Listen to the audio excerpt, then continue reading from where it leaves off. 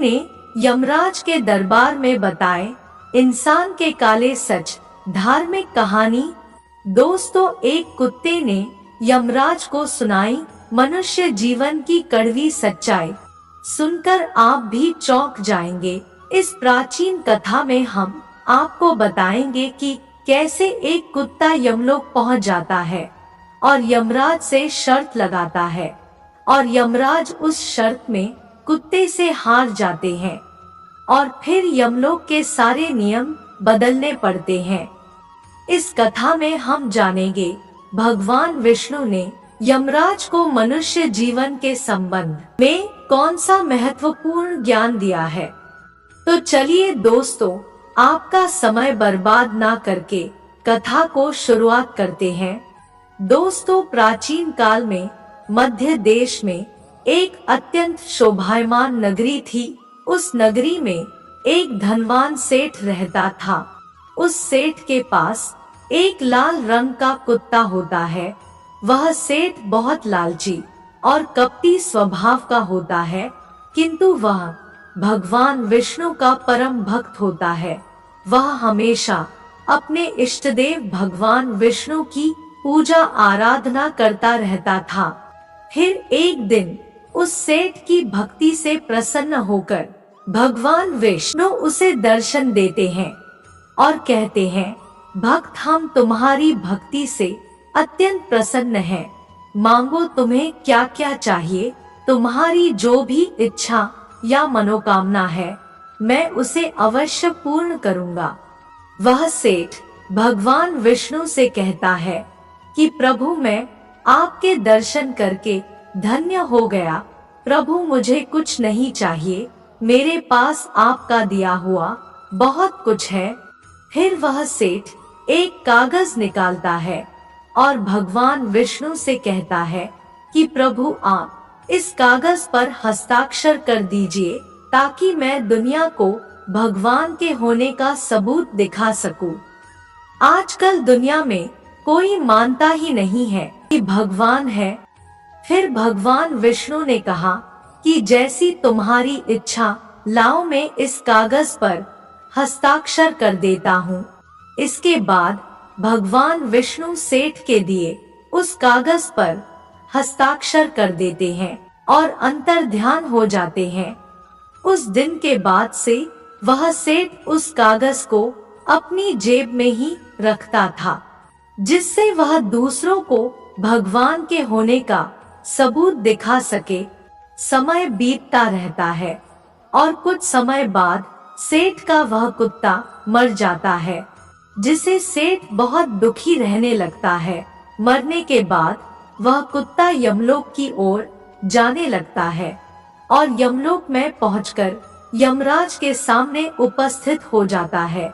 यमराज उसके जीवन का लेखा जोखा निकालते हैं और कुत्ते से कहते हैं कि हे श्वान, तुमने पशु का जन्म लेकर भी कोई दुष्कर्म नहीं किया है। तुमने सदा अपने मालिक के साथ वफादारी की है और कभी भी किसी पशु, पक्षी या मनुष्य को तकलीफ नहीं पहुंचाई है। इसी कारण तुम्हारे सभी जन्म के पाप नष्ट हो गए हैं। हे श्वान, अब तुम यह बताओ कि तुम किस लोक में जाना चाहोगे। तुम जिसका भी जन्म लेना चाहते हो, तुम्हें वही जन्म दिया जाएगा। हम तुम पर अत्यंत प्रसन्न हैं। तुम्हारी जो भी इच्छा होगी वह हम अवश्य पूर्ण करेंगे। इसके बाद वह श्वान बोला, हे यमराज, मुझे आप चाहे नरक में भेजे या स्वर्ग में भेजे, मुझे इससे कोई परेशानी नहीं है। लेकिन आप इतना कीजिए कि मेरा कोई मालिक ना हो और ना ही मुझे किसी की वफादारी करनी पड़े। मेरे लिए जो भी सही हो वह आप कीजिए, लेकिन मुझे मनुष्य का जीवन नहीं चाहिए। इसके बाद यमराज आश्चर्यचकित हो गए। वह सोचने लगे कि क्या बात है कि यह श्वान मनुष्य जीवन के लिए भी मना कर रहा है, जबकि मनुष्य जीवन के लिए तो देवी देवता भी तरसते से हैं। यमराज उस श्वान से बोले, हे श्वान, तुम मनुष्य जीवन से इतनी नफरत क्यों करते हो? मनुष्य जीवन के लिए तो स्वयं देवी देवता भी तरसते हैं। पृथ्वी पर सभी जीवों में मनुष्य जीवन को सबसे श्रेष्ठ माना जाता है। फिर तुम मनुष्य जीवन क्यों नहीं चाहते? देखो, तुम्हें इससे पहले कभी मनुष्य जीवन नहीं मिला है। शायद इसीलिए तुम मनुष्य जीवन के महत्व को समझ नहीं पा रहे हो। तुम एक बार मनुष्य जीवन जी कर देखो, फिर तुम्हें पता चलेगा कि मनुष्य जीवन को श्रेष्ठ क्यों माना जाता है। यमराज की बात सुनकर वह श्वान बोला, हे यमराज, मैं मनुष्य के जीवन के महत्व को समझता हूँ, लेकिन मनुष्य अत्यंत कपटी, धूर्त और मतलबी प्राणी होता है। जब वह अपना मतलब देखने पर आता है तो सही गलत सब कुछ भूल जाता है। उसकी तृष्णा कभी भी समाप्त नहीं होती। दुनिया भर की सुख संपत्ति और धन को पाने के बाद भी उसकी महत्वाकांक्षा समाप्त नहीं होती। मनुष्य बहुत ही असंतोषी होता है। वह अकारण ही दुखी रहता है और दूसरों को भी दुखी रखता है। मनुष्य अन्य जीव जंतु पर किसी प्रकार की दया नहीं रखता और उन्हें अपना गुलाम बनाकर रखने में उसे बहुत खुशी प्राप्त होती है। इतना ही नहीं, मनुष्य तो भगवान को भी धोखा देता है। मुझे मनुष्य का जन्म नहीं चाहिए। यह सुनकर यमराज बोले, हे श्वान, यह तुम क्या कह रहे हो? भला कोई मनुष्य भगवान को धोखा कैसे दे सकता है? तुम भला बताओ, ऐसा कैसे हो सकता है? अब श्वान बोला, हे यमराज, मनुष्य जब मंदिर में जाता है तो स्वार्थी मन से जाता है। वह भगवान से कहता है कि हे प्रभु, मेरा यह काम करवा दो, मैं इतना धन दान में दूंगा। मेरा वह काम करवा दो, मैं कपड़े और भोजन गरीबों में बांटूंगा। लेकिन जब उसका काम बन जाता है तो वह अपने किए गए संकल्प को भूल जाता है। आगे बढ़ने की होड़ में वह अपनों का ही शोषण करने लगता है। मनुष्य एक दूसरे की टांग खींचने में लगा रहता है, ना खुद तरक्की करता है और ना दूसरे को तरक्की करते देख खुश होता है, ना खुद चैन से खाता है और ना दूसरे को खाने देता है। मनुष्य की धूर्तता तो देखिए, वह भगवान को भी झूठ बोलकर अपने काम बना लेता है। जब अपना काम बन जाता है तो कहता है कि भगवान को किस चीज की कमी है, मैं उन्हें क्या दे सकता हूँ। ऐसी बातें कहकर वह अपने संकल्प से मुकर जाता है। हे यमराज, मनुष्य के कुकर्मों को गिनाते गिनाते मैं थक जाऊंगा, किंतु उसके कुकर्मों की संख्या समाप्त नहीं होती। उसके कपट और पाखंड के आगे तो असुर भी पीछे रह जाएंगे।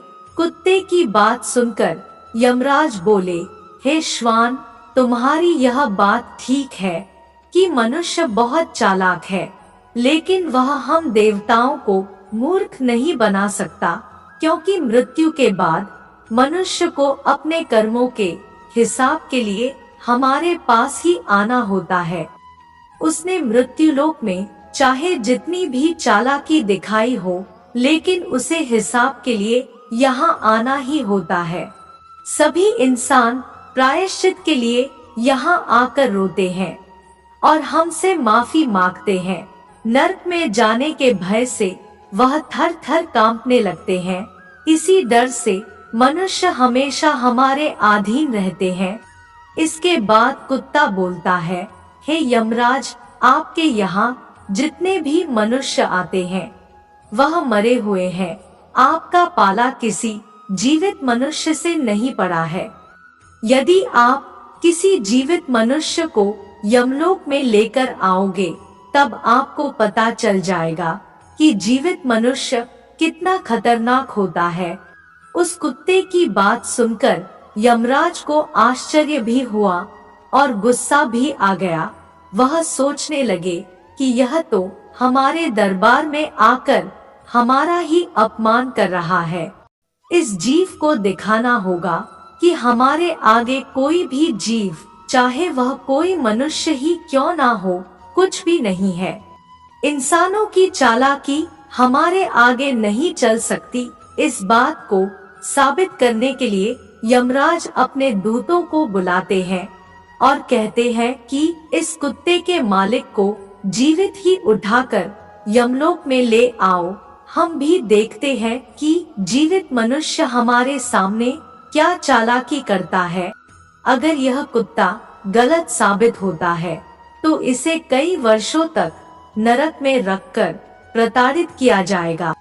उस कुत्ते को यकीन था कि एक अकेला जीवित मनुष्य यमलोक में आकर खलबली मचा देगा। फिर यमदूत धरती पर जाते हैं और कुत्ते के मालिक यानी उस सेठ को पलंग समेत ही उठाकर यमलोक में ले आते हैं। रास्ते में ही सेठ की नींद खुल जाती है। वह देखता है कि 2 हट्टे कट्टे यमदूत उसे पलंग समेत ही उठाकर ले जा रहे हैं। वह सेठ यमदूतों से पूछता है कि हे यमदूत, क्या सचमुच में ही मेरी मृत्यु हो गई है? तो यमदूत कहते हैं कि नहीं मनुष्य, अभी तुम्हारी मृत्यु नहीं हुई है। फिर वह सेठ कहता है कि फिर मुझे कहाँ ले जा रहे हैं और मैंने ऐसा क्या अपराध किया है? यमलोक के दूत उसे सारी बात बता देते हैं। वह बताते हैं कि तुम्हारे कुत्ते ने यमराज को कहा है कि जीवित मनुष्य बहुत अधिक चालाक होता है, इसलिए इसी बात की पुष्टि करने के लिए यमराज ने आपको जीवित ही यमलोक लाने के लिए कहा है। उस सेठ को सारी बात समझ आ जाती है। वह अपनी बुद्धि लगाता है और जेब में से वह कागज निकालता है जिस पर भगवान विष्णु ने हस्ताक्षर किए थे। वह उस कागज पर कुछ लिखने के बाद उसे वापस अपनी जेब में रख लेता है। यमदूत उस सेठ को लेकर यमराज के दरबार में हाजिर हो जाते हैं। उन सेठ को देखकर यमराज हंसने लगते हैं और सोचने लगते हैं कि यह तुच्छ मनुष्य हमारा क्या बिगाड़ लेगा।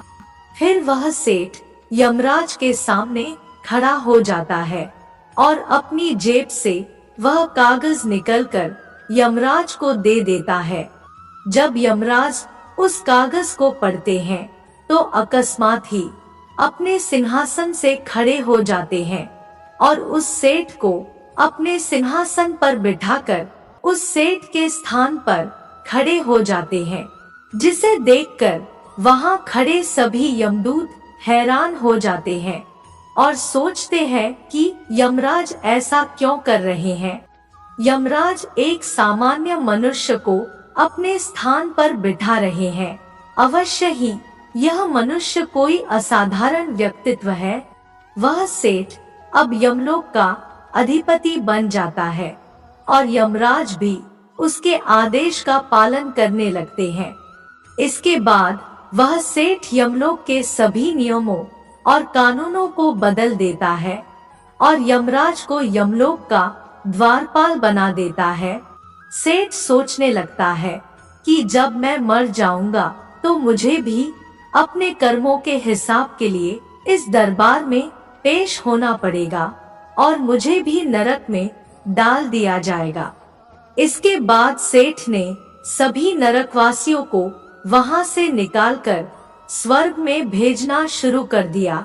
इसके बाद सेठ ने यमदूतों से नरक के द्वार को हमेशा के लिए बंद करवा दिया। सेठ ने यमदूतों को आदेश दिया कि आज के बाद किसी भी मनुष्य को नरक में नहीं भेजा जाएगा, सभी प्राणियों को स्वर्ग में ही भेजा जाए। सेठ के इस आदेश को सुनकर स्वर्ग में खलबली मच गई। सभी देवी देवता भी हैरान हो गए, लेकिन कोई कर भी क्या सकता था। यमराज ने स्वयं सेठ को यमलोक का राजा बना दिया था, इसीलिए सभी बिना कुछ कहे आदेशों का पालन करने लगे। सेठ के इन उल्टे आदेशों से स्वर्ग का संतुलन बिगड़ने लगा और स्वर्ग में बेतहाशा भीड़ बढ़ने लगी। स्वर्ग के सेवक और अप्सराएं इतने लोगों की सेवा कर करके थक गए थे। यह सब देखकर वह कुत्ता सोचने लगा कि एक जीवित मनुष्य को यमलोक में लाना यमराज को कितना भारी पड़ गया। सेठ जी ने सब कुछ बदल दिया है, आखिर ऐसा कैसे हुआ? वह कुत्ता अपने सेठ के पास गया और उसने सेठ से पूछा कि सेठ जी आपने ऐसा कैसे किया? अब तो आप यमलोक के राजा बन गए हैं। अब मैं अनंत काल के लिए आपका सेवक बनकर रहूंगा। कृपया आप मुझे यह बताइए कि आपने यह सब कैसे किया? सेठ ने चुपके से उस कुत्ते के कान में कहा कि जब मुझे पता चला कि यमदूत मुझे जीवित ही यमलोक ले जा रहे हैं, तो मैंने उस कागज पर लिख दिया कि भगवान विष्णु का आदेश है कि जिस जीवित मनुष्य को आप यमलोक के जा रहे हैं, उसे आप यमलोक का राजा बना दीजिए। जब यमराज ने उस पत्र को पढ़ा तो उसे लगा कि स्वयं भगवान विष्णु ने यह आदेश दिया है और उन्होंने मुझे यमलोक का राजा बना दिया। इतना सुनने के बाद वह कुत्ता बहुत प्रसन्न हुआ। वह सोचने लगा कि यह तो होना ही था, क्योंकि एक जीवित मनुष्य का दिमाग खुराफात तो करेगा ही। सभी देवता इकट्ठे होकर बैकुंठ धाम में भगवान विष्णु के पास गए और उन्होंने सारी बात श्री हरि को बता दी। इसके बाद विष्णु जी यमलोक पहुंच गए। वहां उन्होंने देखा कि यमराज द्वार पर पहरा दे रहे हैं। वह सोचने लगे कि अगर यमराज यहाँ है तो सिंहासन पर कौन बैठा है। उन्हें देखकर यमराज बोले, प्रभु आपकी लीला अपरंपार है। आपने धरती के एक साधारण मनुष्य को यमलोक का राजा बना दिया और मुझे द्वार का पहरेदार। भगवान विष्णु बोले, हे यमराज, यह आदेश मैंने नहीं दिया था, यह तो मनुष्य के चालाक दिमाग का कमाल है। इसीलिए मैंने यह नियम बनाया था कि कभी भी किसी जीवित मनुष्य को यमलोक नहीं लाना चाहिए, ताकि मृत्यु के बाद मनुष्य के शरीर के साथ उसके सभी कपट और चालाकियां नष्ट हो जाए, सिर्फ उसकी आत्मा ही यमलोक में प्रवेश पाए। लेकिन यमराज, आप तो स्वयं एक जीवित मनुष्य को यमलोक में ले आए। यमराज से इतना कहकर भगवान विष्णु आगे बढ़े। भगवान विष्णु को आता देख सेठ अपने सिंहासन से उठ खड़ा हुआ और श्री हरि के चरणों में गिरकर बोला, प्रभु मुझे क्षमा कर दीजिए। मैंने अपने कुत्ते को नरक में जाने से बचाने के लिए और मनुष्य बुद्धि का बल दिखाने के लिए ऐसा किया। मैं आपके द्वारा दिए गए वरदान का दुरुपयोग नहीं करना चाहता था। हे प्रभु, मैं आपके दर्शन करके धन्य हो गया। अब मुझे किसी चीज की अभिलाषा नहीं है। यह सुनकर विष्णु जी मुस्कुराए और उन्होंने सेठ को क्षमा कर दिया। फिर वह सेठ धरती लोक लौट गया। भगवान विष्णु ने भी यमराज को दोबारा राजगद्दी पर बिठा दिया। इसके बाद विष्णु जी भी वापस अपने बैकुंठ धाम को लौट गए। इसके पश्चात वह कुत्ता यमराज से कहने लगा, प्रभु आपने देखा एक जीवित मनुष्य क्या क्या कर सकता है, इसीलिए मैं मनुष्य का जन्म नहीं चाहता। मनुष्य जब स्वार्थी बन जाता है तो उसे कोई रिश्ता, कोई नैतिकता नजर नहीं आती। वह अपने स्वार्थ के लिए कुछ भी कर सकता है। लालच में वह धर्म को भी भुला देता है और अनिष्ट कार्य करने लगता है। जब तक वह शास्त्रों के अनुसार कार्य करता है तभी तक वह सुखी रहता है, और जब वह अधर्मी हो जाता है तो अनेकों प्रकार की परेशानियां और बीमारियां उसे घेर लेती है।